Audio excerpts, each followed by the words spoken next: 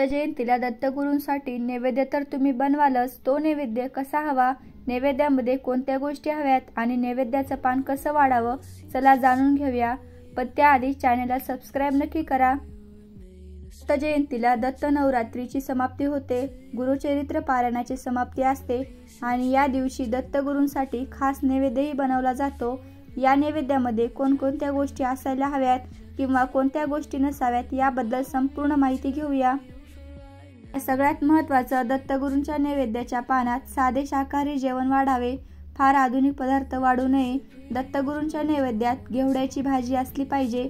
घेवड्याची भाजी दत्तगुरूंना आवडते. का गरिबा घरी घेवड्याची भाजी दत्तगुरूंनी खाल्ली आणि दरिद्र नष्ट झालं अशी कथा गुरुचरित्रात आहे.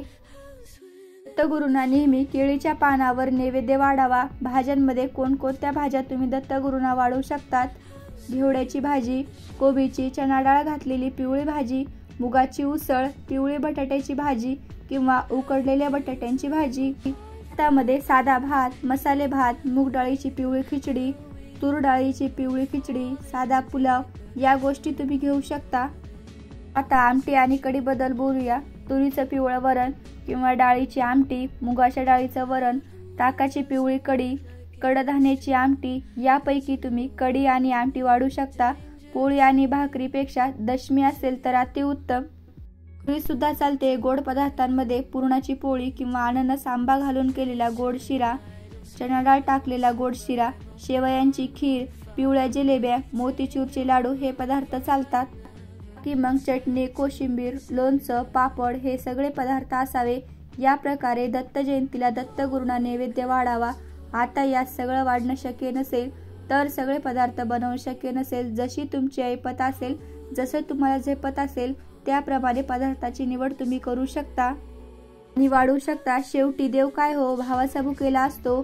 तुम्ही शुद्ध पवित्र मनाने, प्रेम भावाने जे काही बनवाल आणि जे काही वाढाल, देव त्याचा स्वीकार नक्कीच करतो. तरी सुद्धा जेव्हा आपण देवासाठी नैवेद्य बनवतो तेव्हा स्वच्छता राखावी. दत्तगुरूंसाठी नैवेद्य बनवत असताना आंघोळ करून स्वच्छ वस्त्र परिधान करावी. त्यानंतर स्वच्छतेच्या नियमांचं पालन करताच सगळा स्वयंपाक बनवावा. आणि हो, स्वयंपाक बनवायला सुरुवात करण्याआधी किचन आवरून स्वच्छ असावं आणि त्यानंतर तुम्ही हा स्वयंपाक बनवायला सुरुवात करा. दत्तगुरूंच्या उपासनेने अनेक लाभ आहेत. दत्तगुरूंच्या उपासनेने आपल्या सर्व पिढ्यांचा नाश होतो, आपल्यावर आलेली संकट दूर होतात, त्याचबरोबर आपल्या पितरांनाही मुक्ती मिळते. आणि म्हणूनच दत्त उपासना फार महत्त्वाची आहे. दत्त उपासनेमध्ये दत्त जयंती दिवशी दत्तगुरूंसाठी नैवेद्य, पूजा, आरती हे सगळंच तर करावं, पण दत्त जन्माची कथा देखील ऐकावी. अशाच माहितीपूर्ण व्हिडिओ पाहण्यासाठी चॅनलला लाईक, शेअर आणि सबस्क्राईब नक्की करा.